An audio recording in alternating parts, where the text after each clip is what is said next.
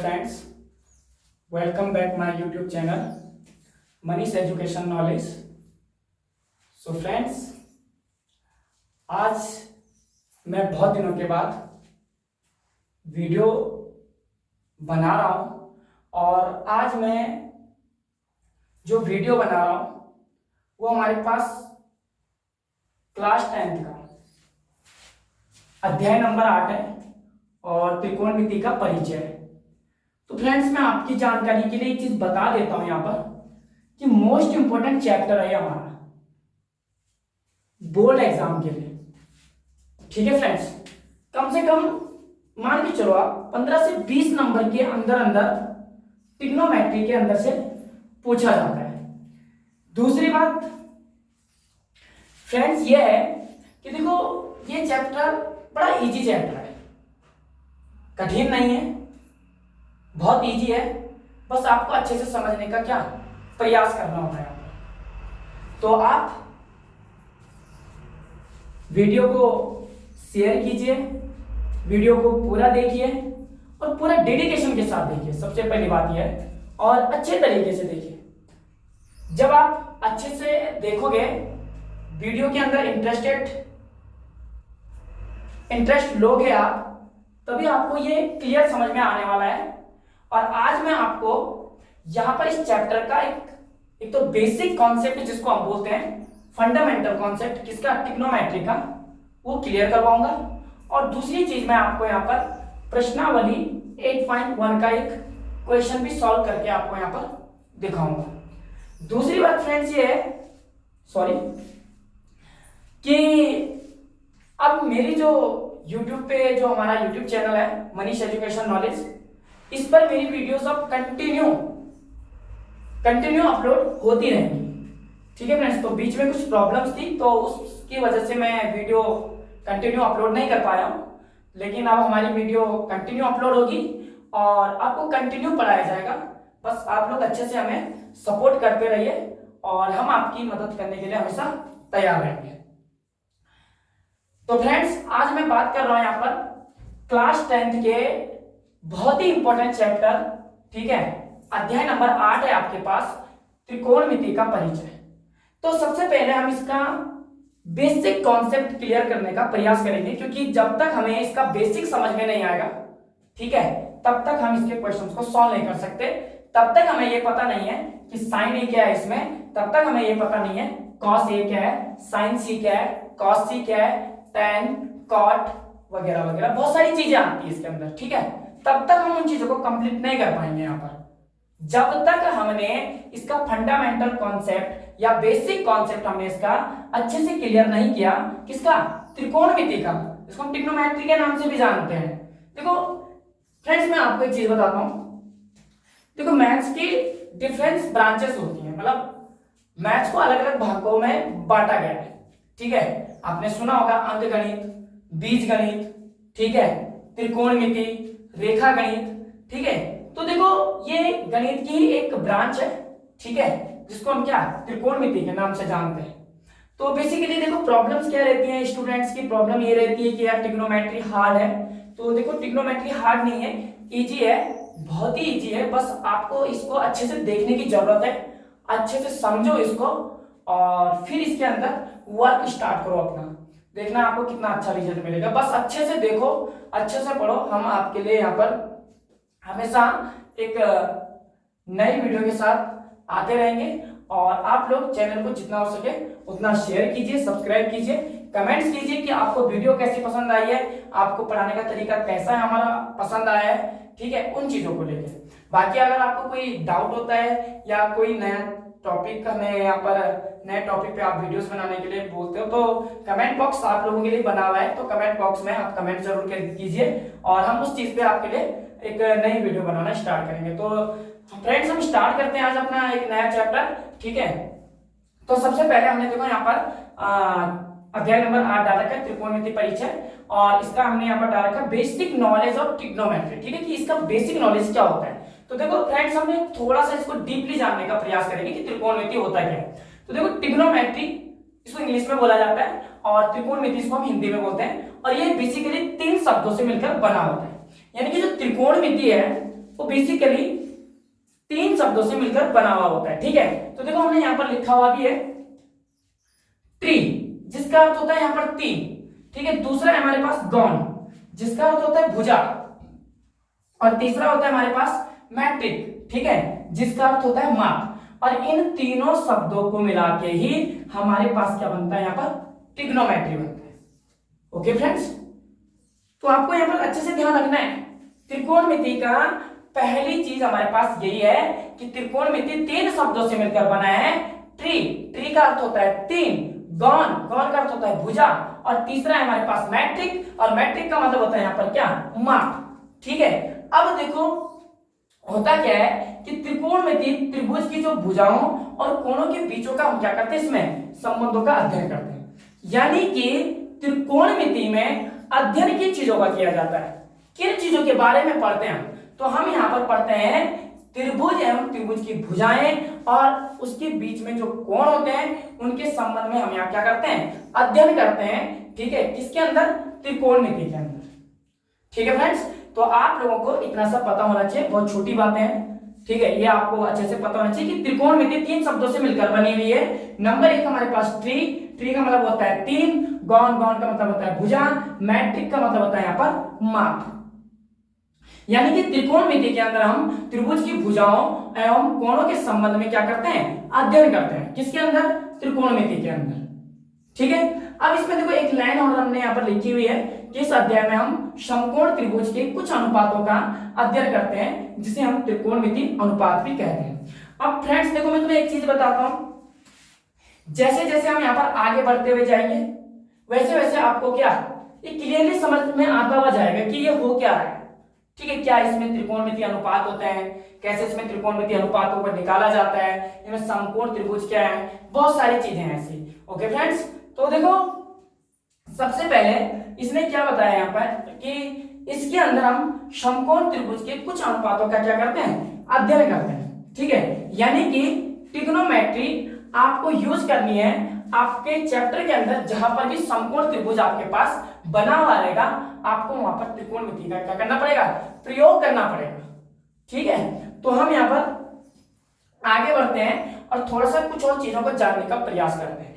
जैसे कि फ्रेंड्स सबसे पहले हम यहाँ से देखो, मैं आपको बता देता हूं कि एक चीज आई है यहाँ पर समकोण त्रिभुज, कि समकोण त्रिभुज होता क्या है हमारे पास, तो हम इसको जानने का प्रयास करेंगे कि समकोण त्रिभुज क्या होता है।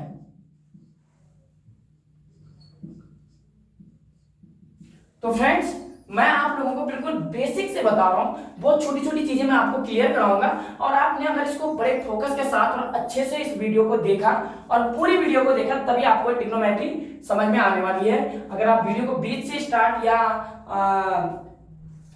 बीच से अगर स्टार्ट करते हो देखना, तो आपको वीडियो बिल्कुल भी समझ में नहीं आएगी। ठीक है, तो हम स्टार्ट करेंगे यहाँ पर कि समकोण त्रिभुज होता क्या है। तो देखो आपको पता होना चाहिए कि समकोण त्रिभुज एक ऐसा त्रिभुज होता है जिसकी भुजा कितने डिग्री की होती है, 90 डिग्री की होती है। ठीक है, तो वो हमारा क्या कहलाता है, समकोण त्रिभुज कहलाता है। कि समकोण त्रिभुज एक ऐसा त्रिभुज होता है जिसका जो कोण होता है वो कितने का होता है, 90 डिग्री का होता है, उसको हम क्या बोलते हैं, समकोण त्रिभुज बोलते हैं। ठीक है, आप ये बहुत छोटी चीज है, लिखाने की जरूरत नहीं है, और आपको पता होना चाहिए कि समकोण त्रिभुज वह त्रिभुज होता है जिसका कोण कितने डिग्री का होता है, 90 डिग्री का हमारे पास इसका क्या होता है, कोण होता है, उसको हम क्या बोलते हैं, समकोण त्रिभुज बोलते हैं। ठीक है, अब मैं यहाँ पर फ्रेंड्स आप लोगों को थोड़ा सा इसके डायग्राम की मदद से, इसकी फिगर की मदद से मैं आपको समझाता हूँ कि समकोण त्रिभुज होता क्या है। ठीक है, तो एग्जैक्टली होता क्या है कि हमारे पास जो समकोण त्रिभुज होता है वो कुछ इस प्रकार से बना हुआ होता है। ओके फ्रेंड्स, ये हमारे पास एक समकोण त्रिभुज है।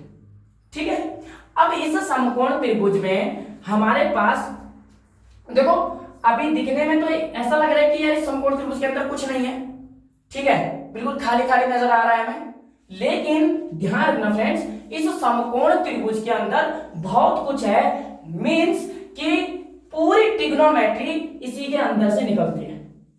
ठीक है, अभी हम ये आगे इसको बताएंगे तो बड़ा इंटरेस्टेड होता जाएगा चैप्टर आपका। बस आप अच्छे से देखो, अच्छे से पढ़ो और पूरी वीडियो देखना। पहली बात यह कि पूरी वीडियो देखना, बीच से वीडियो को क्या कट मत कर देना, और थोड़ा सा क्या आप डेडिकेशन के साथ अगर पढ़ोगे, अच्छे से इस वीडियो को समझने का प्रयास करोगे तो डेफिनेटली आपको ये सारी चीजें आएंगी। ठीक है, तो मैं आपको यहाँ पर समझा रहा हूं। तो ये हमारे पास एक समकोण त्रिभुज हमारे पास ये बना हुआ है। ठीक है, इस समकोण त्रिभुज में अभी हमारे पास कुछ नजर नहीं आ रहा है हमें, ठीक है, लेकिन इसके अंदर मैंने बताया कि आपके पास बहुत सारी चीजें हैं। अब मैं आपको एक एक चीजें बिल्कुल क्लियर करते हुए लेके चलता हूं। ठीक है, तो फ्रेंड्स देखो होता क्या है, समकोण त्रिभुज में 3 भुजाएं, 3 शीर्ष और 3 इसमें क्या होते हैं, कोण होते हैं, लेकिन हमें दिख नहीं रहे हैं। लेकिन अभी मैं समझाता हूं आपको कि कहां पर इसके 3 शीर्ष हैं, कहां पर इसके 3 कोण हैं और कहां पर इसकी 3 भुजाएं हैं। वो सारी की सारी चीजें हम यहाँ पर क्लियर करने वाले हैं, तभी जाके आपको ट्रिग्नोमेट्री समझ में आएगी। बड़े आपको अच्छे से थोड़ा सा यार ध्यान से पढ़ना, बस मेन जो बात है वो ये है कि आप फोकस के साथ पढ़ोगे ना तो आपको डेफिनेटली चीजें आएंगी। ठीक है, तो चलो मैं आपको बता देता हूं। देखो इसके अंदर 3 शीर्ष होते हैं। ठीक है, तो शीर्ष हमारे पास कौन कौन से होते हैं, 1, 2 और 3। ठीक है, अब हम क्या करते हैं, इनके नाम रख देते हैं। जो भाई ये शीर्ष है हमारे पास, इन शीर्षों के क्या करते हैं, हम नाम रख देते हैं। जैसे मैंने इस वाले शीर्ष का नाम रख दिया, मान लो इसका शीर्ष का नाम रख दिया मैंने A, इसका नाम रख दिया मैंने B, इसका नाम मैंने रख दिया C। आप लोग कुछ भी रख सकते हो, जरूरी नहीं A B C रखना है, आप लोग XYZ भी रख सकते हो। ठीक है, आप लोग MNS भी रख सकते हो, कुछ भी फिक्स नहीं है कि ABC ही रखना है। इसके अलावा और भी जो भी जितने भी हमारे पास क्या वेरिएबल्स होते हैं, जो हमारे पास इंग्लिश में जितने भी 26 लेटर्स होते हैं वो आप यहाँ पर रख सकते हो। ठीक है, ये फिक्स नहीं है कि ABC लो, आप कहीं से भी ले सकते हो। ठीक है फ्रेंड्स, तो ये हमारे पास एक समकोण त्रिभुज है और इस समकोण त्रिभुज में हमारे पास कितने शीर्ष हैं, ये 3 शीर्ष है। ठीक है, एक हमारे पास A, दूसरा B है और तीसरा हमारे पास C है। यानी कि शीर्ष का मतलब होते हैं सिरे। तो सिरे कितने हैं इसमें, तो देखो 1, 2 और ये 3। ठीक है, तो किसी भी समकोण त्रिभुज में कितने, 3 शीर्ष होते हैं। और किसी भी त्रिभुज की अगर हम बात करते हैं तो उस त्रिभुज में कितने, 3 ही शीर्ष होते हैं। तो आपको पता लग गया होगा कि हमारे पास इसमें 3 शीर्ष हैं, 1, 2, 3, यानी कि शीर्ष A, शीर्ष B और शीर्ष C। ठीक है, तो हम यहां पर लिख देते हैं कि समकोण त्रिभुज में, समकोण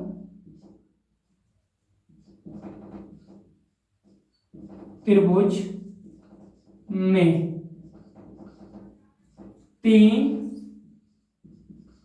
शीर्ष। ठीक है, कितने शीर्ष होते हैं इसमें, 3 शीर्ष होते हैं। हम नाम लिख देते हैं A, B, C।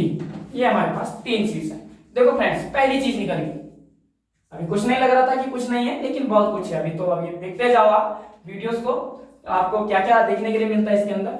अब देखो, अगर समकोण त्रिभुज में 3 शीर्ष होते हैं तो भैया इसमें 3 भुजाएं भी होती हैं। भुजाएं कितनी होती हैं, 3 भुजाएं होती हैं। सिंपल बात है, मैं आपको बताता हूं कि समकोण त्रिभुज की 3 भुजाएं कौन कौन सी हैं। ठीक है, तो देखो यहां से, तो पहले चलो हम बता देते हैं कि समकोण त्रिभुज की 3 भुजाएं कौन कौन सी है। पहली भुजा है A से लेके B तक। ठीक है, देखो अगर मैं यहां पर इसको थोड़ा सा इस लाइन से मैं थोड़ा इसको ड्रॉ करता हूं, इस प्रकार से मैंने खींचा A और ये हमारे पास B। ठीक है, तो ये वाली लाइन है वो। ठीक है, तो ये AB जो है ना हमारे पास, ये हमारे पास पहली भुजा है। ठीक है, उसके बाद आप लोग यहां से, ठीक है, मैं थोड़ा सा इसको ब्लैक से कर देता हूं ताकि आपको अच्छे से समझ में आए। ये लो, ठीक है, C, देखो B और C ये हमारे पास दूसरी भुजा है। इसके बाद एक और लाइन में यहां से खींच लेता हूं और इसको मिला देते हैं यहां पर इस प्रकार से, और ये हमारे पास A और C ये हमारे पास तीसरी भुजा निकली। तो फ्रेंड्स, एक समकोण त्रिभुज के अंदर 3 शीर्ष तो 3 भुजाएं होती हैं। पहली भुजा AB, दूसरी भुजा B और C और तीसरी भुजा A और C। ठीक है, ये मैंने केवल आपको समझाने के लिए यहाँ पर बनाया है। ठीक है, आप यहाँ पर इस वाले डायग्राम में भी इसको देख सकते हो कि पहली भुजा हमारे पास AB, दूसरी भुजा हमारे पास BC और तीसरी भुजा हमारे पास क्या है यहाँ पर AC है। तो हम यहाँ पर इसको लिख देते हैं, नोट कर लेते हैं कि समकोण त्रिभुज की हमारे पास कितनी, अगर 3 शीर्ष होते हैं तो 3 ही इसमें क्या होती है, भुजाएं होती है। ठीक है, तो यहाँ पर मैं डायरेक्ट लिख देता हूँ कि समकोण त्रिभुज की 3 भुजाएं। ठीक है, कितनी भुजाएं होती है इसमें, तीन भुजाएं होती हैं, तीन इसमें शीर्ष होते हैं। ठीक है, पहली भुजा हमने माना है ए बी, तो हम लिखेंगे ए बी और इसके ऊपर एक हल्का सा रेखा खींच लेंगे, कॉमा दूसरी भुजा ली हमने बी सी, तो ये हमारे पास बी सी ये दूसरी भुजा है, और तीसरी भुजा मैंने अभी बताई आपको ए और सी, ये हमारे पास तीसरी भुजा ए सी है। ओके फ्रेंड्स, अब थोड़ा सा हम इस वाले को रफ कर देते हैं यहां पर और इसको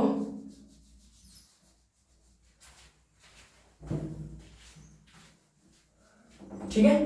तो देखो इस समकोण त्रिभुज के अंदर तीन भुजाएं, तीन शीर्ष, ठीक है, तीन ही इसमें भुजाएं हैं, तीन ही इसमें शीर्ष हैं और तीन होते हैं इसमें कोण। कोण भी कितने होते हैं? तीन कोण होते हैं। ठीक है, चलो वो भी बताते हैं,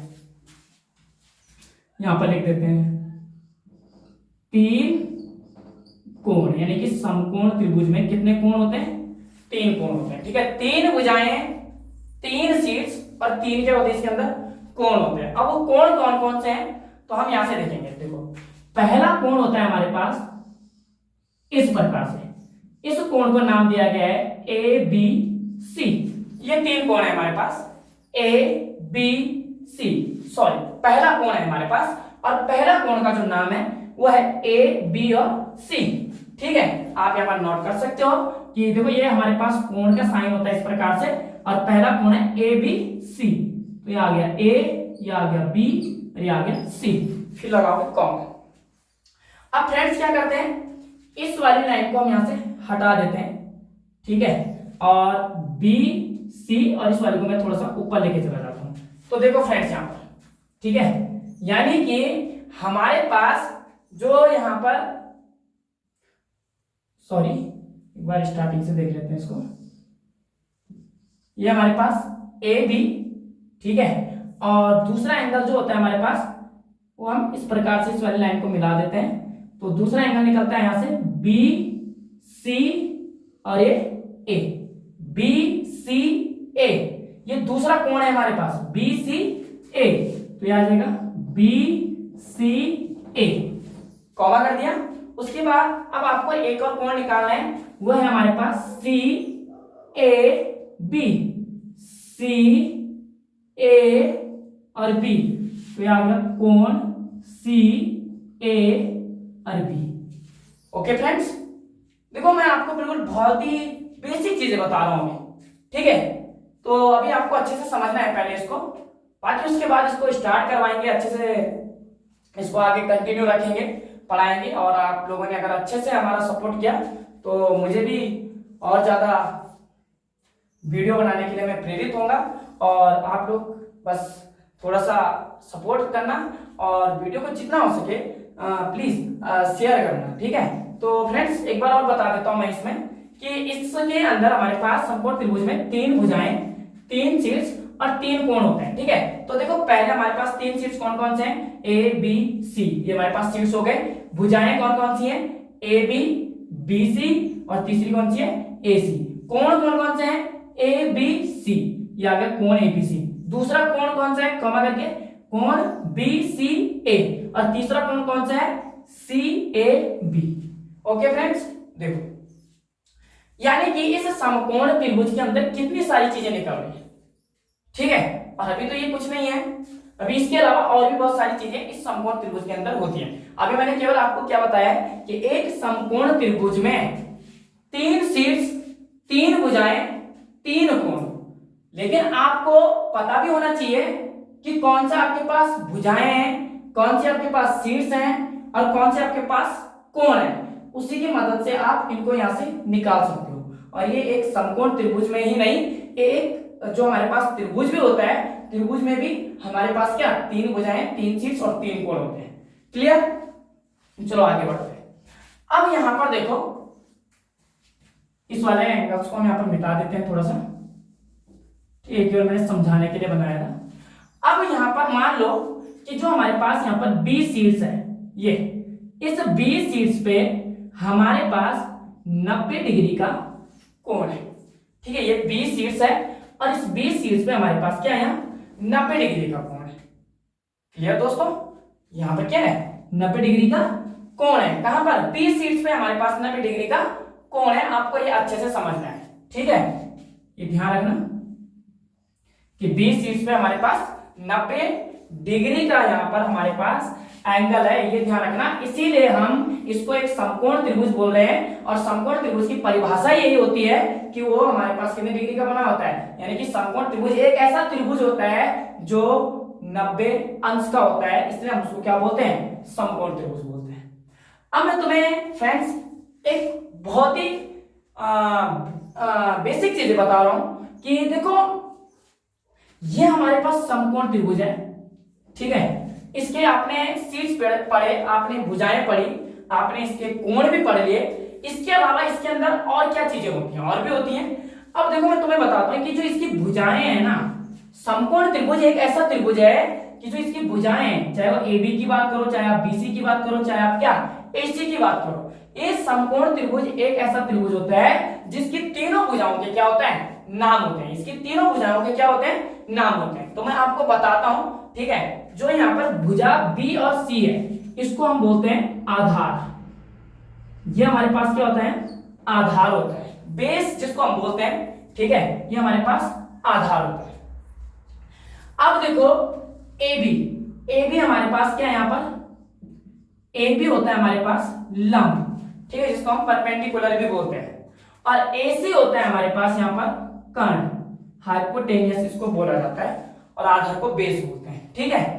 यानी कि समकोण त्रिभुज एक ऐसा त्रिभुज है जिसकी तीनों भुजाओं के नाम होते हैं, ठीक है। एक होता है हमारे पास आधार, एक होता है हमारे पास लंब, और एक होता है हमारे पास कर्ण, ठीक है। लेकिन तुम्हारी जानकारी के लिए मैं एक चीज बता देता हूं कि हमेशा ऐसा नहीं होता कि आधार नीचे वाला ही हो। देखो आधार का मतलब क्या होता है, देखो आधार का मतलब है जैसे कि अभी ये मार्कर है, ठीक है, ये मार्कर मैंने अपने हैंड में रखा हुआ है, तो अब इस मार्कर का जो मेरे पास आधार है वो क्या है, मेरा हैंड है। क्यों, क्योंकि ये मार्कर कहां पर है, मेरे हाथ के ऊपर है, ठीक है। या अगर मैं इस व्हाइट बोर्ड की बात करूं तो इस व्हाइट बोर्ड का जो आधार है वो क्या है, ये बेंच है हमारे पास, ठीक है, यानी कि जो मेज मैंने यहाँ पर लगा रखा है, ये हमारे पास क्या है, इसका आधार है। यानी कि जिस पर कोई वस्तु क्या है, खड़ी होती है, उसको हम क्या बोलते हैं, आधार बोलते हैं, ठीक है।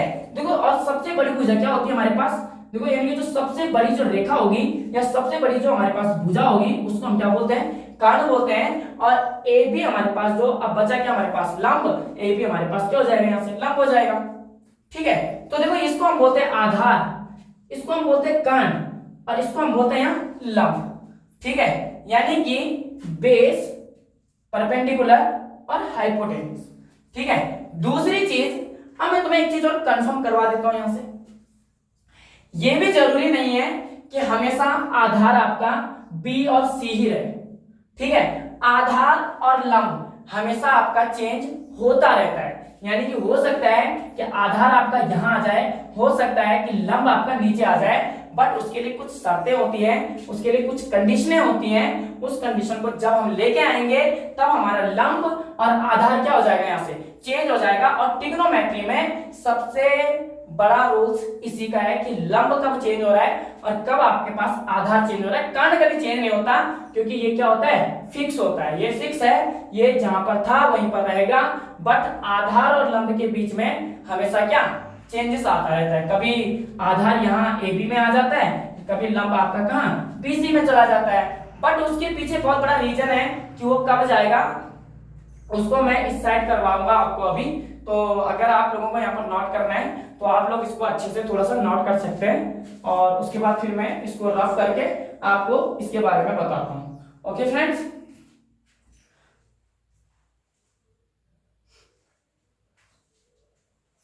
फ्रेंड्स, एक चीज और बता देता हूं मैं कि अगर आप लोग ट्रिग्नोमेट्री पढ़ रहे हो या कोई सा भी मैथ्स का कोई सा भी क्वेश्चन कर रहे हो ना, तो नोटबुक जरूर अपने हैंड में रखना, ताकि आप लोगों को अच्छे से समझ में आ सके और आपके ना फ्यूचर के लिए आपको अच्छे से याद रहे कि हाँ यहाँ पर ये चीजें बताई गई थी, ये चीजें यहाँ से कैसे आई हैं। क्योंकि देखो अभी जैसे हम पढ़ रहे हैं या मैं तुम्हें पढ़ा रहा हूँ तो कुछ टाइम के लिए ऐसा होता है कि हमें अच्छे से याद रह लेता है, ठीक है। और उसके पीछे रीजन यही है कि देखो अभी तो मैं पढ़ा रहा हूँ तो तुम लोग अच्छे से देख भी रहे होंगे और तुम्हें समझ में भी आ रहा होगा, लेकिन यही चीजें अगर आप रिवीजन में नहीं करोगे और आप इसको देखोगे नहीं, ठीक है, खुद से पढ़ोगे नहीं तो नहीं आएगा। ठीक है फ्रेंड्स, तो मैं इसको हटा देता हूँ यहाँ से, सॉरी इसको मिटा देते हैं और इसको आगे करते हैं यहाँ से फिर कि हमारे पास कब हमारे पास आधार चेंज होता है और कब हमारे पास क्या लंब चेंज होता है। ठीक है, तो उसके लिए हमें जरूरत पड़ेगी एक और समकोण त्रिभुज की। ठीक है, तो फ्रेंड्स अब मैंने बोला कि ये समकोण त्रिभुज है और इसी समकोण त्रिभुज में तीन भुजाएं हैं, ये आधार है, ये लंब है, ये कर्ण है। आधार और लंब हमारे पास क्या होता रहता है, चेंज होता रहता है। ठीक है, और उसके पीछे रीजन है, अभी मैं बताता हूं क्या रीजन है। ठीक है, अब देखो जैसे हमने यहां पर ये मैंने यहां से एक और समकोण त्रिभुज बना दिया। ठीक है फ्रेंड्स, ये हमने एक और समकोण त्रिभुज बना दिया और ए बी और सी इसके शीर्षों के नाम दे दिए और यहाँ पर ये 90 डिग्री का एंगल है, ये भी फिक्स रहता है यहाँ पर। ठीक है, और इतना तो आपको पता है कि ये जो AC है यानी कि जो सबसे बड़ी भुजा है, जो सबसे लंबी भुजा है, इसको हम बोलते हैं यहाँ पर कर्ण। और मैंने बोला भी था कि तुम्हें अभी की कर्ण फिक्स होता है, इसमें कर्ण चेंज नहीं होगा, तो चेंज होगा लंब और आधार, लेकिन होगा कब? ठीक है, मैं बताता हूं। देखो कभी कभी क्या होता है, जैसे हमारे पास ये C हमारे पास एक शीर्ष है, मान लो कि इस C पे, ठीक है, यानी कि C पे हमारे पास क्या है यहाँ पर थीटा एंगल है। देखो ठीक है, ये हमारे पास क्या है थीटा एंगल है, यानी कि जो हमारे पास यहाँ पर C शीर्ष है इस पर हमारे पास कौन सा एंगल है, थीटा एंगल है। तो थीटा के ठीक सामने वाली भुजा, ठीक है, अब थीटा के ठीक सामने वाली भुजा ये है हमारे पास। ठीक है, तो थीटा के ठीक सामने वाली भुजा हमेशा होती है लंब। इस बात को फिक्स रखना, यही लॉजिक है इसमें कि जब तुम्हारे पास एक समकोण त्रिभुज के अंदर थीटा एंगल रखा जाता है, चाहे वो ए पे रख रहे हो चाहे आप कहां सी पे रख रहे हो, तो आपका लंब भी चेंज हो जाता है, आपका आधार भी चेंज हो जाता है। बस आप ये ध्यान रखना कि थीटा के ठीक सामने वाली भुजा क्या होगी, लंब होगी। तो अगर ये थीटा है तो थीटा के सामने वाली भुजा कौन सी है, ए बी, और ए बी हमारे पास क्या हो जाएगा यहाँ से लंब हो जाएगा। ठीक है, तो बचा हमारे पास क्या है यहाँ से BC, तो BC हमारे पास क्या है यहाँ आधार।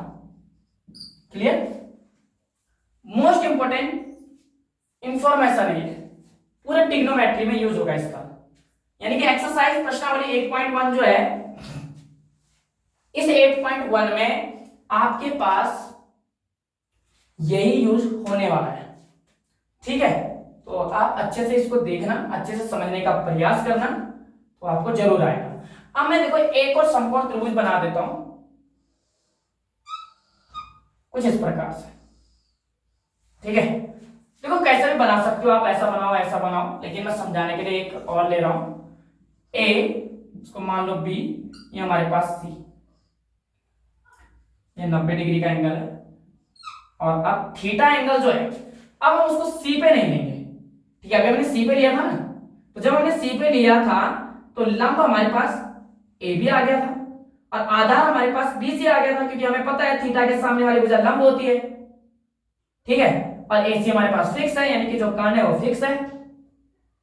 लेकिन फ्रेंड्स अगर यहां पर थीटा एंगल में A पे रख लेता हूं, यहां ये है थीटा एंगल।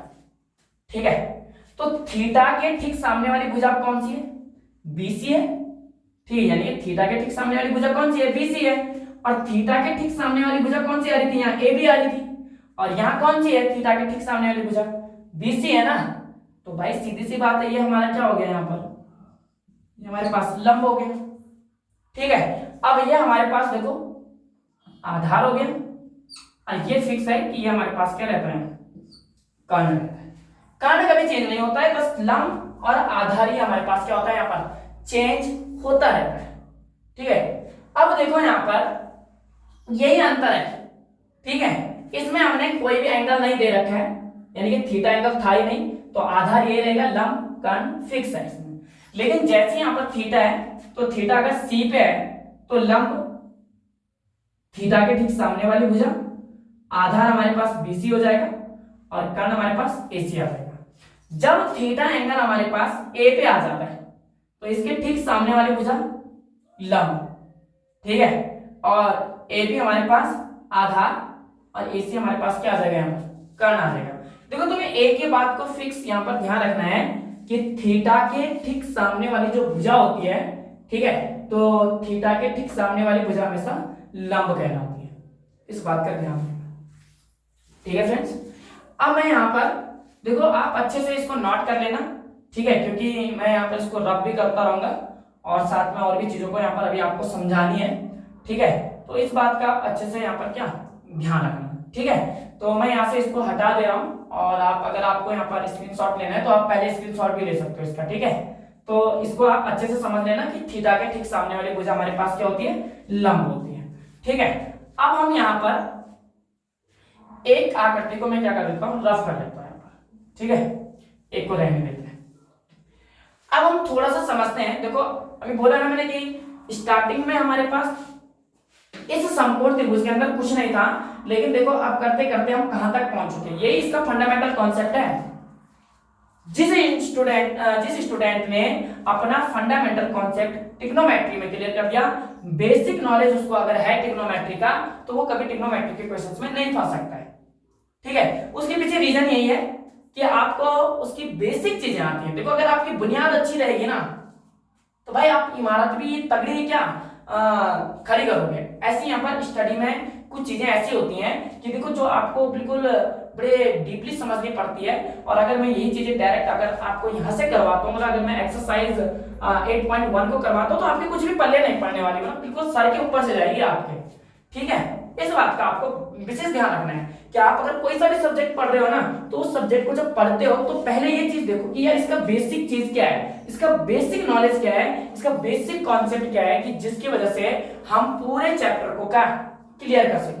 ठीक है, और अगर आपकी ये सारी चीजें क्लियर नहीं होंगी तो आप इन चीजों में प्रॉब्लम में आते रहोगे बाद में। ठीक है, अब मैं तुम्हें कुछ और चीजें इसमें क्लियर करवाता हूं। जैसे अब देखो हमारे पास कुछ और चीजें होती हैं, इनको हम बोलते हैं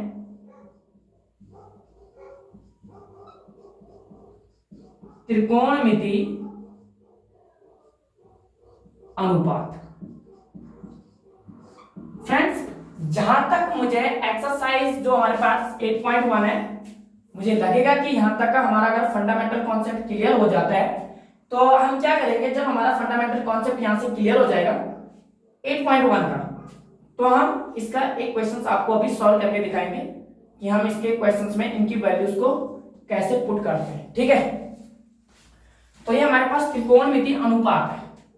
ठीक है, या त्रिकोणमिति रेशो बोल सकते हो आप इसको। तो त्रिकोणमिति अनुपात क्या क्या होता है हमारे पास, उन चीजों को पहले समझो। ठीक है, एक होता है हमारे पास साइन, इसके आगे हम लगा देते हैं थीटा।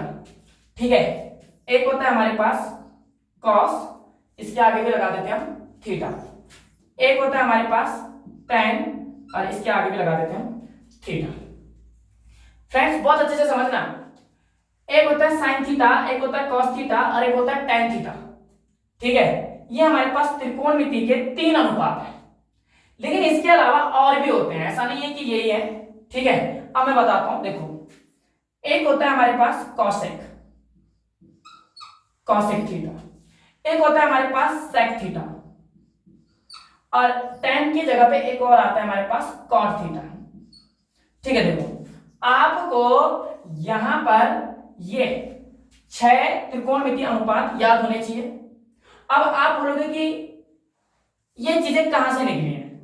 ठीक है, और सॉरी फ्रेंड्स, एक चीज और बताने में आपको भूल गया हूं, थोड़ा सा मैं उसको भी बता देता हूं। ठीक है, मतलब इन चीजों को क्लियर करने से पहले वो चीजें यहाँ पर बताना जरूरी है, और उसी के बेसिस पे ये सारी चीजें यहाँ पर निकलेंगी। तो पहले मैं उसी को क्लियर कर देता हूँ। ठीक है, फिर मैं आपको इस चीज के बारे में फिर से दोबारा से बताता हूँ। देखो यहाँ पर आपके पास जो था, इधर आपके पास यहाँ पर एक और चीज देखो, जब आपके पास यहाँ पर लंब, आधार और कर्ण आ जाता है ना, तो यहाँ पर एक फॉर्मूला बन जाता है, और उस फॉर्मूले को हम बोलते हैं पाइथागोरस प्रमेय।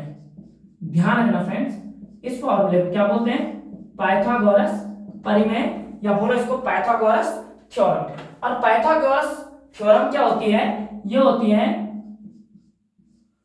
कर्ण का स्क्वायर बराबर लंब का स्क्वायर प्लस इसको हटा देते हैं फ्रेंड्स यहां से, आधार का स्क्वायर।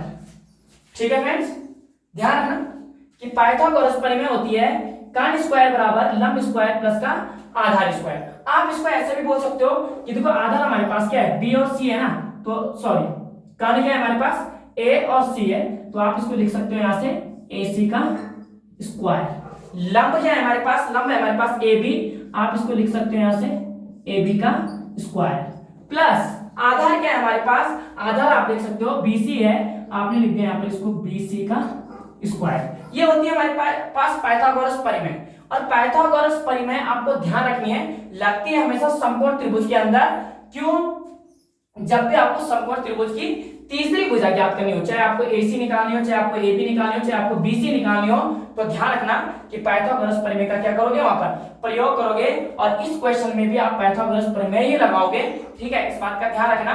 और दूसरी चीज ये कि ये पाइथागोरस प्रमेय कहां से आई है, एक समकोण त्रिभुज से आई है। और पाइथागोरस प्रमेय देखो आप बोल सकते हो इसको कर्ण का स्क्वायर बराबर लंब का स्क्वायर प्लस आधार का स्क्वायर। अब AC का स्क्वायर क्यों किया मैंने इसको, इसलिए किया क्योंकि कर्ण हमारे पास क्या है यहाँ पर A और C है, इसलिए यहाँ पर AC का स्क्वायर कर दिया। लंब क्या है हमारे पास, लंब हमारे पास AB है, तो हमने यहाँ पर AB का स्क्वायर कर दिया। आधार क्या है हमारे पास यहाँ पर B और C है, इसलिए मैंने इसको क्या BC का स्क्वायर कर दिया। क्लियर? अब फ्रेंड्स यहां पर मैं तुम्हें इस चीज के बारे में बता रहा था। ठीक है, तो थोड़ा सा आप यहां से इधर आ जाओ। ठीक है, और इसको थोड़ा सा अच्छे से समझने का प्रयास करो। और ये बात हो रही थी त्रिकोणमितीय अनुपात है। ठीक है, तो त्रिकोणमितीय अनुपात कहां से आते हैं? ठीक है, वो भी हमारे पास एक समकोण त्रिभुज से ही आते हैं। ठीक है, ये साइन थीटा कहां से आया, cos theta, tan theta, cosec theta, sec theta, cot theta, ये सारी चीजें हमारे पास एक समकोण त्रिभुज से ही आती हैं। ठीक है, अब मैं थोड़ा सा तुम्हें इतना ध्यान रखना कि इनको हम बोलते हैं त्रिकोणमितीय अनुपात, ये ट्रिग्नोमेट्री रेशियो हम इसको बोलते हैं। ठीक है, जो होते हैं हमारे पास sine theta, cos theta, tan theta, cosec theta, sec theta और कॉट थीटा, ये वैल्यूज आप याद रखना।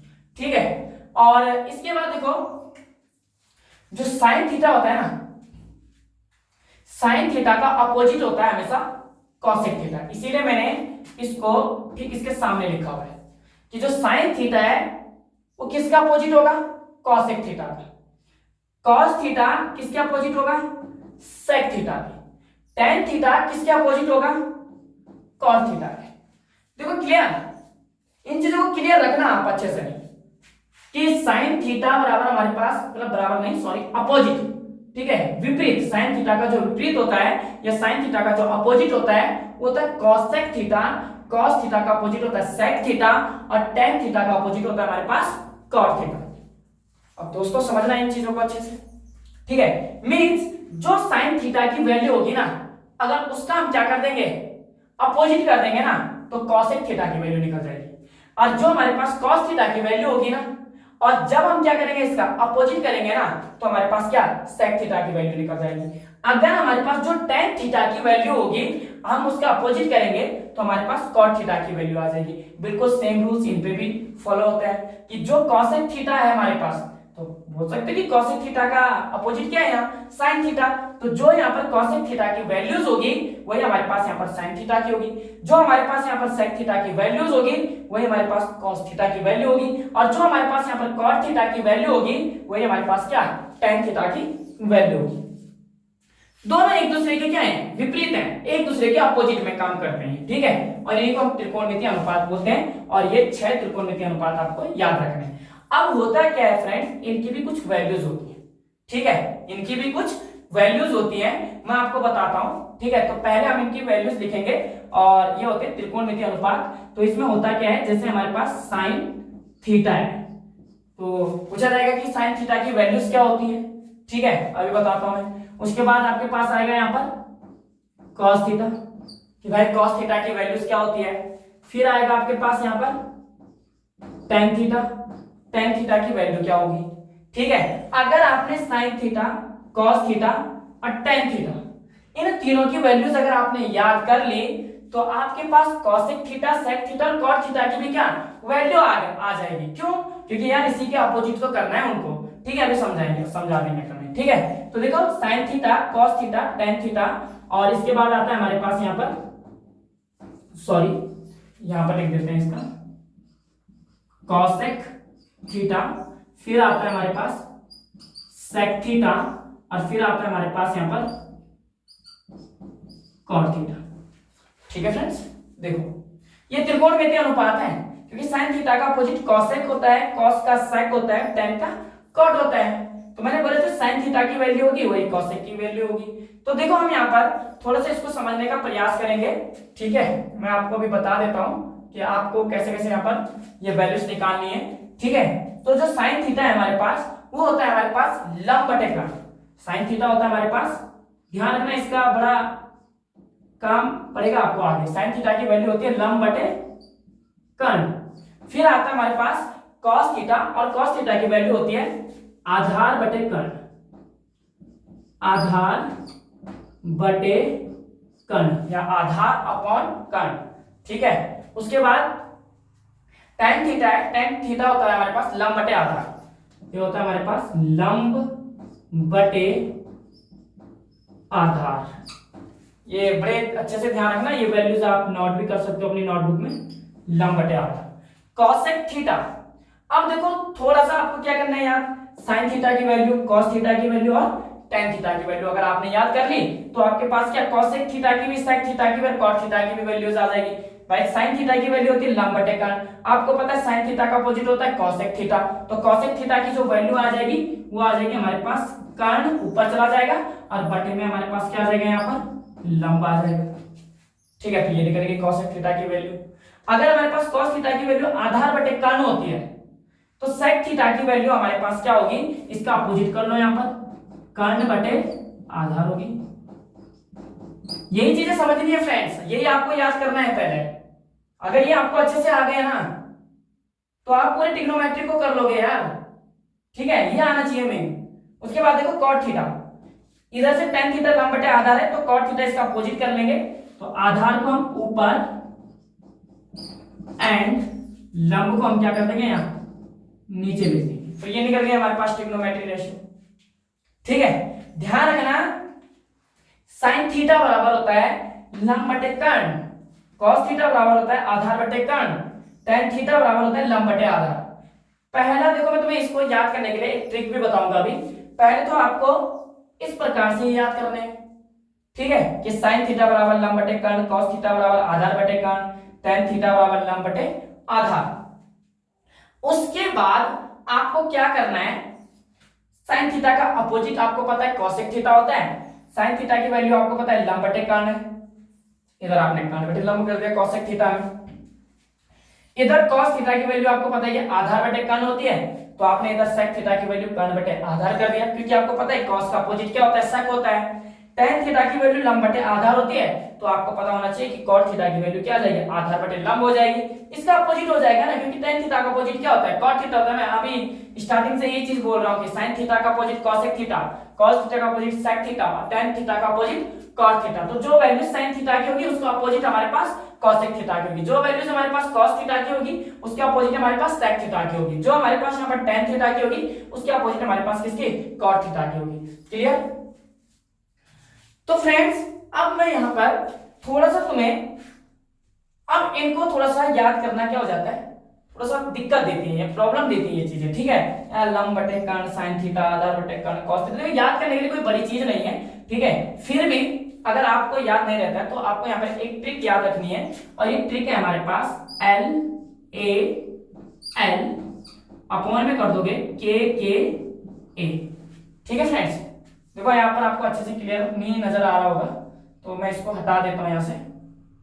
ठीक है, यहाँ पर लिख देते हैं एल ए एल अपॉन के ए। थोड़ा सा इसको समझो, एल ए एल के ए। ठीक है, एल ए एल लाल पढ़ सकते इसको, बटे कक्का।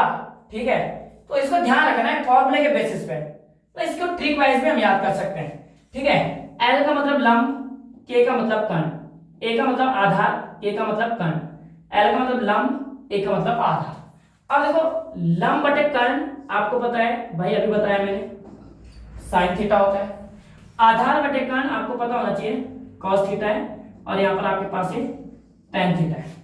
ठीक है, तो साइन थीटा की वैल्यू आ गई लंब बटे कान, कॉस थीटा की वैल्यू आ गई आधार बटे कान, और tan थीटा की वैल्यू आ गई लंब बटे आधार। इसका अपोजिट कर दोगे ना, यानी कि इसको कर दोगे के ए और बटे में कर दोगे एल ए एल, तो ये हमारे पास इधर से निकल जाएगी कॉसेक सेक और किसकी वैल्यू, कॉट की वैल्यू। ठीक है, यानी कि अगर हम के ए बटे एल ए एल कर देते हैं, इसको अपोजिट कर देते हैं, तो हमारे पास कॉसेक सेक और कॉट की वैल्यू निकल जाएगी। तो कॉसेक की वैल्यू होगी यहाँ पर कान बटे लंब, ठीक है, और सेक की वैल्यू होगी हमारे पास यहाँ पर कान बटे आधार, और यही चीज आपको ध्यान रखना है कि कॉट की जो वैल्यू होगी वो होगी हमारे पास आधार बटे लंब। ठीक है, तो आपको देखो मैंने दो तरीकों से इसको आप याद कर सकते हो, या तो आप इसको एक बार यहां से याद कर लो कि साइन थीटा बराबर लंब बटे कान, कॉस थीटा बराबर आधार बटे कान, tan थीटा बराबर लंब बटे आधार। ठीक है, अगर आपने ये याद कर लिया तो इसके अपोजिट में निकाल दोगे। उसके बाद आपको अगर ऐसे में याद नहीं आता, एग्जाम में अगर कंफ्यूजन होता है आप लोगों को, तो आप लोग इस ट्रिक को यूज कर सकते हो पर एल ए एल के ए, और इस ट्रिक की मदद से आपको पता होना चाहिए कि पहले हमारे पास जो रेशियो होता है वो साइन थीटा होता है, दूसरा हमारे पास कॉस थीटा होता है, और तीसरा हमारे पास tan थीटा होता है। तो पहले रेशियो जो साइन थीटा है उसके लिए हमारे पास इसकी जो वैल्यूज होती है, ठीक है, साइन थीटा बराबर जो होता है हमारे पास वो लंब बटे कान होता है, कॉस थीटा बराबर हमारे पास आधार बटे कान होता है, और tan थीटा बराबर लंब बटे आधार होता है। ठीक है, इसी प्रकार से हम इसका जब अपोजिट करेंगे तो कॉसेक सेक और कॉट की हमारे पास क्या वैल्यूज यहाँ पर निकल जाएंगी। ठीक है, अब फ्रेंड्स हम थोड़ा सा इन चीजों को थोड़ा सा आगे करेंगे, तो मैं इस वाले को यहाँ से रफ करता हूं। अब देखो मैं आपको एक चीज बता देता हूं, एक्सरसाइज यानी प्रश्नावली 8.1 में जितना भी हमारे पास फंडामेंटल कॉन्सेप्ट लगता है ना, ये जो बेसिक हमारे पास यहाँ पर बेसिक चीजें जो हैं वो मैंने आपको यहाँ पर बता दी है। ठीक है, अब आपको कुछ नहीं करना है, ठीक है, केवल क्वेश्चन को पढ़ना है और क्वेश्चन को क्या सॉल्व कर देना है। ठीक है, तो यहाँ पर जो हमारे पास एक्सरसाइज 8.1 का जो पहला क्वेश्चन है, या एक्सरसाइज 8.1 जो है हमारे पास ना, इसमें आपके पास पूरा खेल इसी का है कि साइन थीटा बराबर क्या होता है, कॉस थीटा बराबर क्या होता है, टेन थीटा बराबर क्या होता है। ठीक है, अभी देखो यहाँ पर क्वेश्चन में आ भी रखा है साइन ए बराबर क्या है, कॉस ए बराबर साइन सी कॉस सी। अब मैं आपको डायरेक्ट यहाँ से एक्सरसाइज में करवा देता, आपको पता ही है साइन ए बराबर लंब बटे कान होता है हमारे पास। ठीक है, थीटा एंगल की जगह पे यहाँ पर ए यूज कर लिया है। ठीक है, तो ध्यान रखना है, पर साइन ए बराबर अगर तुम्हें यही नहीं पता होता कि लंब बटे कान होता है, तो क्या आप इस क्वेश्चन को उतने अच्छे से क्लियर कर पाते? नहीं कर पाते। ठीक है, तो आपको अच्छे से क्लियर करने के लिए इसका मैंने सबसे पहले बेसिक चीजें इसकी बताई, जो भी मेरे को यहाँ पर छोटी छोटी चीजें यहाँ पर मुझे लग रहा था कि आपको बताना जरूरी है, वो सारी चीजें मैंने यहाँ पर बता दी हैं। एक्सरसाइज 8.1 को करवाने से पहले आपको इतनी सारी चीजों का नॉलेज होना जरूरी है। अब 8.2 को करेंगे तो उसका बेसिक कॉन्सेप्ट कुछ और होगा। ठीक है, तो उसको तो हम बाद में करवा देंगे, फिलहाल हम यहाँ पर 8.1 का पहला क्वेश्चन आपको यहाँ पर मैं आपको करवा के दिखाता हूं, और जितने भी यहाँ पर आपके पास क्वेश्चन है, ठीक है, 10-11 क्वेश्चन जितने भी हैं इस एक्सरसाइज में, तो आपको वो सारे के सारे क्वेश्चंस बिल्कुल आपको यहाँ पर ट्रिग्नोमेट्री के रेशियोज रखने हैं, यानी कि ये त्रिकोणमितीय अनुपात रखने हैं, और आपको क्या सॉल्व करने हैं। तो मैं आपको इस वाले को सॉल्व करके दिखाता हूँ। ठीक है, तो इस प्रकार से हम इसको इधर से हम रफ कर लेते हैं और फिर इसको आगे समझने का प्रयास करते हैं। बस आप नोटबुक अपने पास रखना, ठीक है, बिना नोटबुक के तो आप इसको नहीं समझ पाओगे, बिल्कुल भी नहीं। ठीक है, तो फ्रेंड्स उम्मीद करता हूं मैं आपको कि समझ में अच्छे से आ रहा होगा। ठीक है, कमेंट जरूर करना इस चीज के लिए, ये भी आप लोगों ने नोट कर लिया होगा, तो इसको भी हम रफ कर लेते हैं यहाँ से।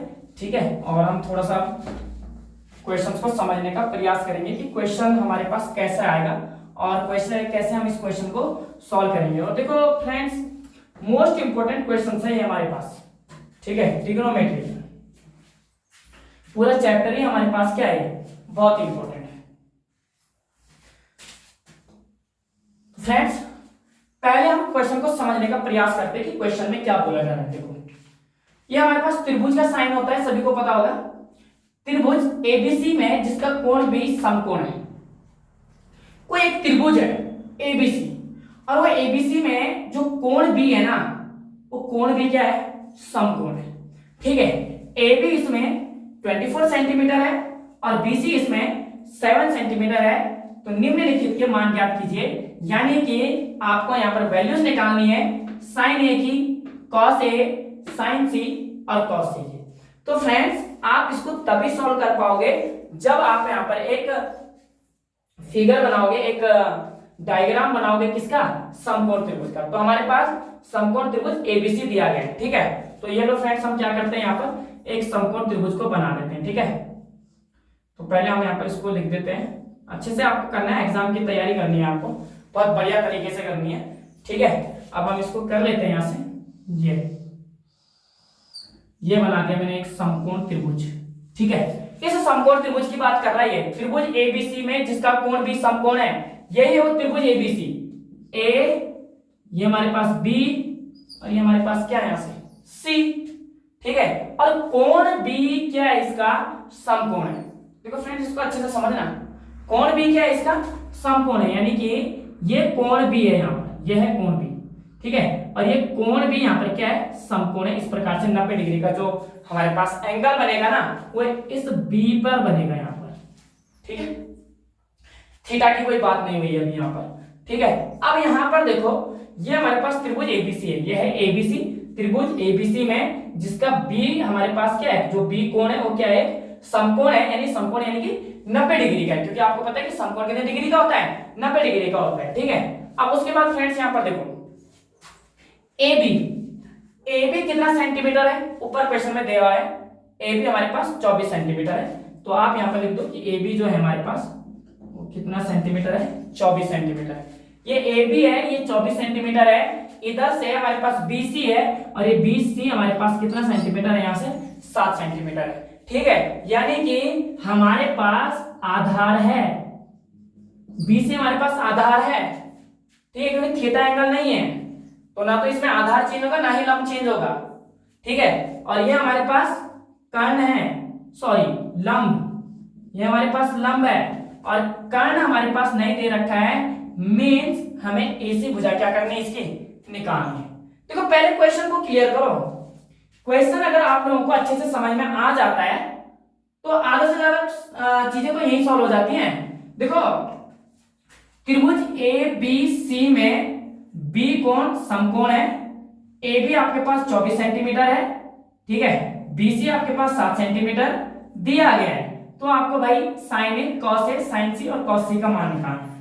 तो मैं आपकी जानकारी के लिए बता देता हूं कि आप लोग तब तक इसमें वैल्यूज नहीं निकाल सकते हो जब तक आपके पास ये पता नहीं आपको कि साइन ए हमारे पास क्या है, यहाँ कॉस ए हमारे पास क्या है, और साइन सी क्या है, और कॉस सी क्या है, ठीक है।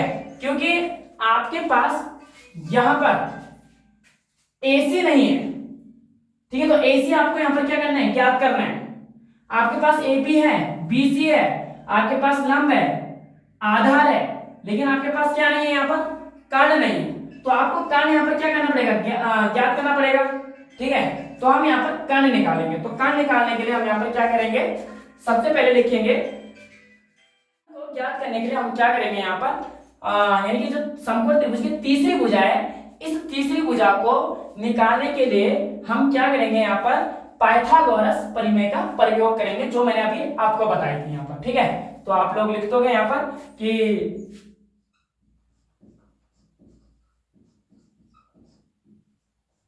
समकोण त्रिभुज, ठीक है। समकोण त्रिभुज किसकी बात हो रही है, ए बी सी की। तो आपने लिख दिया समकोण त्रिभुज ए बी सी में, ठीक है, समकोण त्रिभुज ए बी सी में, ठीक है। समकोण त्रिभुज ए बी सी में दिया है, जो चीज दिया है उसको लिख दो। तो समकोण त्रिभुज ए बी सी में दिया है भुजा ए बी, ठीक है, भुजा ए बी बराबर कितना, 24 सेंटीमीटर, ए बी बराबर 24 सेंटीमीटर दे रखा है, बी सी बराबर भी दे रखा है हमारे पास 7 सेंटीमीटर। हमें ज्ञात करना है एसी, कर्ण हमें यहां पर निकालना है, ठीक है। आपको पता है ना, बीसी आधार है और ए बी हमारे पास लंब है और एसी हमारे पास कर्ण है, तो कर्ण हमें यहां पर निकालना है। तो समकोण त्रिभुज की तीसरी भुजा को निकालने के लिए हम हमेशा यूज करते हैं पाइथागोरस परिमेय। यहां पर लगा दोगे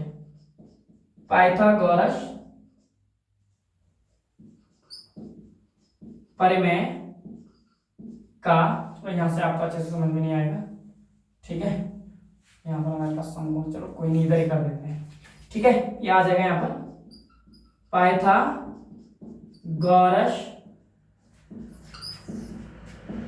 प्रमेय का प्रयोग करने पर। अब हम पाइथागोरस प्रमेय का प्रयोग करेंगे, जो कि मैंने अभी बताया आपको, बिल्कुल आपको अच्छे से करना है, ठीक है। एग्जाम की तैयारी करनी है आप लोगों को, तो आप उसी के अकॉर्डिंग यहाँ पर काम करोगे। जितना यहाँ पर क्लियर काम होगा आपको, उतना ही अच्छे नंबर आपको यहाँ पर मिलेंगे, ठीक है। तो हमारे पास पाइथागोरस प्रमेय जो है वो होती है कर्ण का स्क्वायर बराबर, अभी बताया था मैंने आपको, लंब का स्क्वायर, और प्लस होती है हमारे पास यहाँ पर आधार का स्क्वायर, ठीक है फ्रेंड्स। ये हमारे पास पाइथागोरस प्रमेय का फार्मूला होता है, ये आपको याद होना चाहिए, कर्ण स्क्वायर बराबर लंब स्क्वायर प्लस का आधार स्क्वायर। तो फ्रेंड्स अब मैं आपको बताता हूं कि कर्ण क्या है। देखो कर्ण हमारे पास क्या है, AC है, ये लिख दिया आपने यहां से AC का स्क्वायर। लंब आपको पता ही चल गया होगा, अभी मैंने बताया था AB, और ये लिख दिया आपने यहां पर AB का स्क्वायर, प्लस आधार है, आधार हम यहां पर BC का स्क्वायर ले लेंगे, ठीक है। AC तो हमारे पास नहीं है, यानी कि AC की कोई वैल्यू नहीं है हमारे पास, ठीक है। तो वैल्यू जो है हमारे पास वो किसकी है, AB की है। AC हमें निकालना है, AB हमारे पास कितना है, 24 सेंटीमीटर है, तो ये रख दिया तुमने यहाँ पर 24 का स्क्वायर, प्लस अब आप BC है, BC का स्क्वायर निकालोगे, तो यानी कि जो BC, सॉरी स्क्वायर नहीं, BC का जो हमारे पास यहाँ पर वैल्यू है वो कितनी है, यहाँ पर 7 है, ये कर दिया तुमने 7 का स्क्वायर। अब देखो आपको यहाँ पर 24 का स्क्वायर निकालना है, ठीक है। किसका स्क्वायर निकालना है फ्रेंड्स, 24 का स्क्वायर निकालना है, ठीक है। स्क्वायर निकालना तो आप लोगों को आते ही होंगे, ठीक है, बहुत इजी है। जैसे कि 1 का वर्ग होता है, ठीक है, तो 1 का जो स्क्वायर होता है वो 1 ही होता है, लेकिन कैसे, 1 इंटू 1, यानी कि 1 की वजह 1 में करेंगे, यानी स्क्वायर का मतलब होता है कि उस नंबर को हम कितनी बार खोलते हैं, 2 बार ओपन करते हैं, ठीक है। सपोज मान लो कि जैसे आपके पास यहाँ पर 24 का स्क्वायर है, जैसे 5 का स्क्वायर है, ठीक है, तो 5 का स्क्वायर कैसे है, 5 गुना 5 है, तो 5 में कितना आएगा, 25 बन जाएगा। मतलब 5 का जो स्क्वायर निकलेगा ना, वो हमारे पास कितना निकलेगा, यहाँ पर 25 निकलेगा। ऐसे हमारे पास 6 का जो स्क्वायर है, ठीक है, 6 गुना 6 करोगे, 6 को 2 बार खोलोगे तो कितना बनेगा, 36 बनेगा। स्क्वायर का मतलब ये होता है कि उस नंबर को कितनी बार ओपन करना है, आपको 2 बार उस नंबर को क्या करना है, यहाँ पर ओपन करना है। जैसा हमारे पास यहाँ पर 24 है, तो हमें 24 का यहाँ पर स्क्वायर निकालना है, तो 24 इंटू 24 कर लेंगे, इसको हम कितनी बार ओपन कर लेंगे, 2 बार कर लेंगे, और 24 की मल्टीप्लाइकेशन किसमें, 24 में कर लेंगे, तो आराम से हमारे पास 24 का क्या निकल जाएगा, यहाँ पर 24 का हमारे पास यहाँ पर स्क्वायर निकल जाएगा, ठीक है।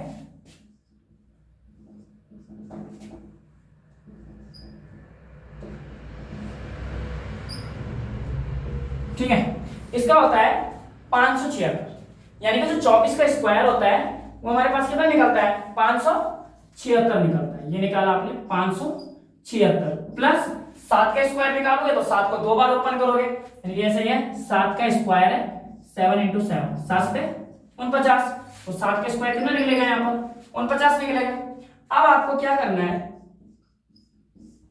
ये AC का स्क्वायर जो है, ठीक है, ये तो सेम रहेगा, 24 का स्क्वायर निकाला तुमने तो 576 आया, 7 का स्क्वायर निकाला तुमने तो कितना आया, 49 आया।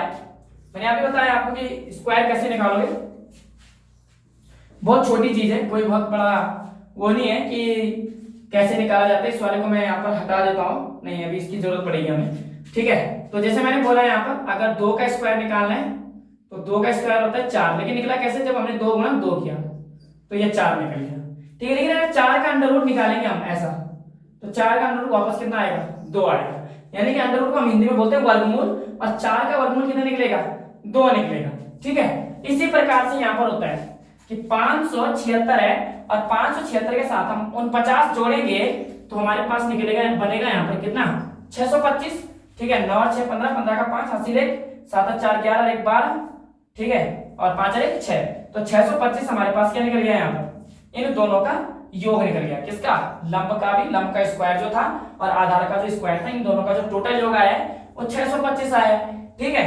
अब यहां से थोड़ा सा समझना कि जो ये AC है ये सेम रहेगा यहाँ पर, लेकिन इसका जो स्क्वायर है ना ये इसके जो आपके पास यहाँ पर ये वाला डिजिट है राइट हैंड साइड में, ये आपके पास बराबर से पहले लेफ्ट हैंड साइड है और लेफ्ट हैंड साइड में AC का स्क्वायर है और 625 जो है ये हमारे पास राइट हैंड साइड में है।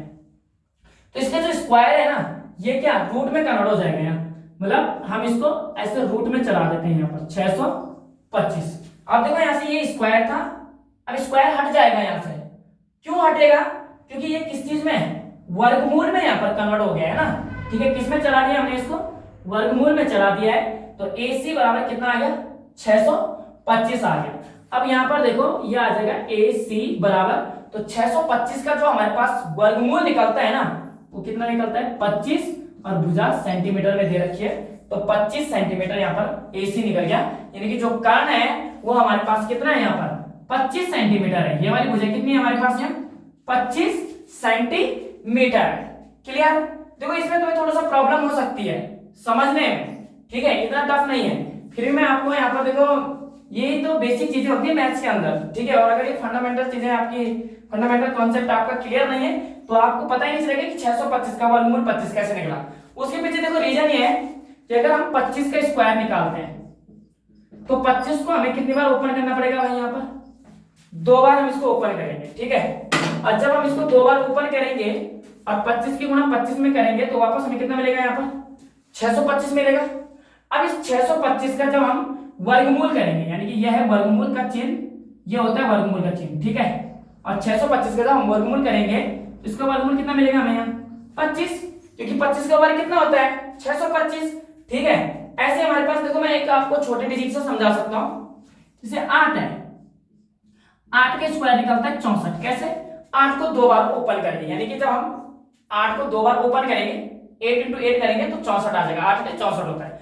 तो 64 का वर्गमूल कितना निकलेगा, बिल्कुल इसका अपोजिट कितना 8, तो वहां से फिर वर्गमूल का साइन हट जाता है। तो देखो यहाँ पर भी हमने वही काम किया है, जैसे यहाँ पर ये स्क्वायर में था तो हमने इसको रूट में कन्वर्ट कर दिया इधर, और जब ये रूट में आ गया यहाँ पर, यानी कि जब ये वर्गमूल में आ गया तो 625 का वर्गमूल निकल जाता है कितना 25, तो वर्गमूल क्या हो गया यहाँ से हट गया, तो AC बराबर कितना आ गया हमारे पास यहाँ पर 25 सेंटीमीटर आ गया, ठीक है। अब देखो यहाँ पर थोड़ा सा ही रह गया है हमारे पास इसको समझने के लिए। अब आपको क्या करना है, थोड़ा सा उस चीजों को समझो, ठीक है। अब ये हमारे पास निकल चुका है यहाँ से। अब देखो आपको निकालना है यहाँ पर एक साइन A की वैल्यू, एक निकालना है आपको यहाँ पर कॉस A की वैल्यू, एक निकालना है आपको यहाँ पर साइन C की वैल्यू, एक आपको निकालना है कॉस C की वैल्यू। तो देखो आप यहाँ से सबसे पहले साइन A का मान निकालोगे, ठीक है। तो आप लिखोगे साइन A का मान ज्ञात करने पर किसकी वैल्यू निकाल रहे हो, साइन A की वैल्यू निकाल रहे हो, ठीक है। तो देखो अब भी मैंने तुम्हें ट्रिग्नोमेट्री रेशियोज बताए थे ना, त्रिकोणमितीय अनुपात मैंने बताए थे तुम्हें। तो साइन A बराबर क्या होता है हमारे पास, देखो तो साइन A बराबर यानी कि साइन थीटा बराबर, ठीक है, थीटा की जगह पे क्या यूज हो गया है A यूज हो गया, तो साइन A। तो ध्यान रखना यहाँ पर, अगर यहाँ पर साइन A यूज हुआ है तो थीटा एंगल कहाँ है हमारे पास, इधर है, A पे है, इसी चीज को ध्यान रखना है। थीटा एंगल हमारे पास क्या है A पे है, और इसके अकॉर्डिंग यहां से ये हमारे पास क्या हो गया लंब हो गया, और ये हमारे पास क्या हो गया यहां से आधार हो गया, ठीक है। और कर्ण हमारे पास क्या रहता है फिक्स रहता है, मैंने बताया था ना, थीटा के ठीक सामने वाले भुजा लंब है, और यहाँ पर हमारे पास साइन A यूज हो रखा है, ठीक है, यानी कि A जो हमारे पास जो थीटा एंगल है ना वो किस सीट्स पे है, A पे है। बात समझ में आ रही है, इसलिए हमने यहाँ पर थीटा लगा दिया, थीटा के ठीक सामने वाले भुजा लंब हो गए। अब तुम्हें पता होना चाहिए कि साइन A बराबर क्या होता है हमारे पास, तो साइन A बराबर होता है हमारे पास लंब बटे कर्ण, क्या होता है लंब बटे में कर्ण, यानी लंब अपॉन कर्ण। तो यह आ जाएगा यहाँ से साइन A बराबर लंब, देखो हमारे पास कौन सा है B और C, BC हमारे पास यहाँ पर लंब है, ये आपने लिख दिया BC, कर्ण हमारे पास क्या है AC, ये आपने AC लिख दिया। तो भाई देखो यहाँ पर ये आ जाएगा साइन A बराबर BC की वैल्यू हमारे पास कितनी है, यहाँ पर BC की वैल्यू कितनी है 7, और AC की वैल्यू कितनी है हमारे पास 24, ये निकलेगा 7/24। तो साइन A की वैल्यू कितनी आ गई यहाँ पर 7/24 आ गई। ऐसे आपको यहाँ पर किसकी वैल्यू निकालनी है, कॉस A की वैल्यू निकालनी है। तो आप फिर से लिख लेना cos A का मान ज्ञात करने पर। ठीक है, मैं डायरेक्ट वैल्यू निकाल रहा हूं, cos A बराबर, ठीक है, तो cos A की वैल्यू क्या होती है, ठीक है, वो होती है हमारे पास आधार बटे कर्ण। देखो आधार बटे क्या होता है हमारे पास, कर्ण होता है। ये फॉर्मूला होता है cos A बराबर, ये त्रिकोणमिति रेशियो मैंने बताया था, इसकी बहुत जरूरत पड़ेगी आपको अभी। तो ये आधार बटे कर्ण होता है। ठीक है, तो यहां पर आ जाएगा cos A, तो थीटा एंगल अभी A पे ही है, तो आप कुछ भी चेंज नहीं होगा इसमें। आधार हमारे पास क्या रहेगा, यहाँ पर AB ही रहेगा। ठीक है, आधार हमारे पास AB है और कर्ण हमारे पास यहाँ पर क्या है, AC है, आप डायग्राम में भी देख सकते हो। और cos A, तो AB हमारे पास कितना है, AB हमारे पास यहाँ पर 24 सेंटीमीटर है, ये रख दिया हमने यहाँ पर 24, और AC हमारे पास अभी निकला है कितना, 25 सेंटीमीटर, तो ये आ गया 25। Sine A 7/24, cos A 24/25। ठीक है, अब देखो आपको क्या निकालना है, साइन C निकालना है, cos C निकालना है। ये हमारे पास पहले कंडीशन की जो वैल्यूज दे रखी थी साइन A cos A की, वो वैल्यूज हमने यहाँ से निकाल दी है। अब हम यहाँ पर वैल्यू निकालेंगे थोड़ा सा किसकी, एक हम निकालेंगे यहाँ पर साइन C की वैल्यू निकालेंगे। ठीक है, तो साइन C की वैल्यू निकालेंगे तो थीटा एंगल फिर से चेंज हो गया। देखो ये हटा दिया मैंने थीटा, और थीटा एंगल अब कहां पर आ गया, C पे आ गया, यहां आ गया थीटा एंगल। ठीक है, तो अगर थीटा यहां आ गया तो इसके सामने वाली भुजा क्या हो जाएगी, अब लंब। ठीक है, और ये क्या हो जाएगा हमारे पास यहाँ पर आधार, क्योंकि आपको पता है थीटा के ठीक सामने वाली भुजा लंब होती है, ये हमारे पास आधार है, कर्ण हमारे पास क्या रहता है यहाँ पर फिक्स रहता है, उसकी कोई प्रॉब्लम नहीं है। ठीक है, तो साइन C, तो साइन की वैल्यू क्या है हमारे पास, अभी मैंने बताया था साइन की वैल्यू होती है हमारे पास, देखो यहाँ पर भी लिखा हुआ है लंब बटे कर्ण, ये आ गया लंब बटे कर्ण। बस आपको ये ध्यान रखना है कि देखो जो हमारे पास थीटा एंगल आया ना, थीटा एंगल के C पे आने पर इसकी पूरी वैल्यूज क्या हो गई, चेंज हो गई। ठीक है, अब लंब हमारे पास कितना आ गया 24, और कर्ण हमारे पास कितना आ गया यहाँ से 25। कर्ण बिल्कुल फिक्स रहेगा, उसको छेड़ने की जरूरत नहीं है। ठीक है, साइन C आ गया। अब हमारे पास कौन सा यहाँ पर cos C। ठीक है, तो cos C, तो cos C की वैल्यू क्या होती है हमारे पास, cos C की वैल्यू होती है हमारे पास आधार बटे कर्ण। क्या होती है, आधार बटे कर्ण लिखा है यहाँ पर। ठीक है, तो ये आ जाएगा cos C। ठीक है, आधार क्या है हमारे पास, आधार आप देख सकते हो, आधार हमारे पास क्या है यहाँ पर B और C है, ये ले लिया आपने आधार BC, और कर्ण हमारे पास क्या है यहाँ AC बराबर, अब यहां से समझना cos C, तो BC की वैल्यू कितनी है यहाँ 7, यह है BC की वैल्यू 7, और AC की वैल्यू कितनी है हमारे पास 25, ये निकल गया इसका आंसर। इसमें भी कर सकते हो ऐसे, जैसे साइन C है ना, तो ये हमारे पास लंब बटे कर्ण है।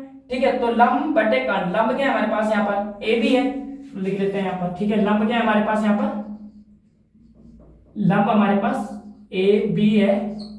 ठीक है, और कर्ण हमारे पास क्या है यहाँ पर AC है, तो AB की वैल्यू हमारे पास 24 है, और AC की वैल्यू हमारे पास कितनी है 25 है, ये निकल गया। ठीक है, इस प्रकार से आप आने वाले सारे क्वेश्चंस को यहाँ पर क्या कर सकते हो, सॉल्व कर सकते हो। तो यहाँ पर देखो थोड़ा सा एक डिफरेंस यहाँ पर नजर आ रहा है कि देखो जो साइन A की वैल्यू थी वो 7/24 थी ना। ठीक है, तो इधर से साइन A की वैल्यू 7/24 थी, तो इधर से देखो साइन C की वैल्यू कितनी आ गई 24/25, जो कि यहाँ पर cos A की वैल्यू है, तो cos A की वैल्यू 24/25 थी, यहाँ पर वो साइन C की वैल्यू निकल गई 24/25। ऐसे यहाँ पर आपके पास जो cos A की वैल्यू थी ना 24/25, वो साइन C की वैल्यू निकल गई कितनी 24/25, अपोजिट हुआ है ना। ठीक है, थीटा एंगल क्या हो गया, चेंज हो गया था, पहले A पे आया, फिर किस पे आया C पे आया। ठीक है, और इसी प्रकार से आपके पास यहाँ पर जितने भी क्वेश्चन है ट्रिग्नोमेट्री के अंदर, वो आपको क्या करना है यहाँ पर सॉल्व करना है। उम्मीद करता हूँ दोस्तों कि आपको ये वीडियो पसंद आएगी, आपको अच्छे से समझ में आएगा। मैंने काफी डीपली आपको बताने का प्रयास किया है, और चैनल को आप सब्सक्राइब कीजिए, और अपने दोस्तों को ये वीडियो शेयर कीजिए, कमेंट कीजिए। ठीक है, और लाइक जरूर कीजिए।